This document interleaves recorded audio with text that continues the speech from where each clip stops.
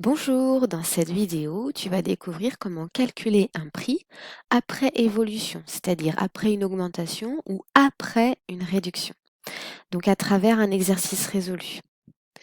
C'est parti, n'hésite pas à mettre sur pause afin de pouvoir compléter ta fiche leçon et surtout pour pouvoir prendre le temps de recopier cet exemple dans le cahier méthode.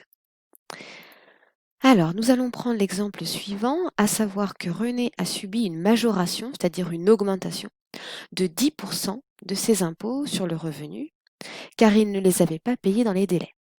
Il aurait dû payer normalement 5 542 €. Et donc la question, c'est combien doit-il finalement payer, débourser, après la majoration, c'est-à-dire après l'augmentation des 10%. Donc à chaque fois, en fait, tu vas avoir deux manières de faire, soit sous la forme du schéma que tu retrouves dans ta fiche leçon, soit sous la forme d'une rédaction sans le schéma, donc quelque chose d'un petit peu plus complexe entre guillemets. Donc c'est parti. Donc la question qu'il faut que tu te poses à chaque fois, c'est qu'est-ce que je connais dans mon énoncé? Est-ce que je connais le prix de départ? Est-ce que je connais le coefficient multiplicateur? Est-ce que je connais le prix final?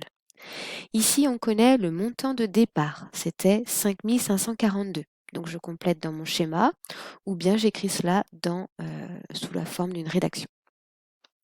Ensuite, on connaît le pourcentage d'évolution. Ici, c'est une augmentation, donc c'est pour ça ici que j'ai mis plus, et c'est une augmentation de 10%. Donc je mets 10 sur 100. Je calcule ce coefficient multiplicateur, ça me fait 1,10.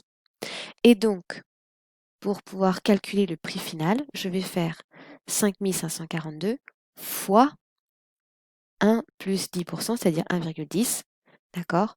Et donc, j'obtiens 6 096,20 €. D'accord? Voilà pour cette première capsule vidéo autour des pourcentages.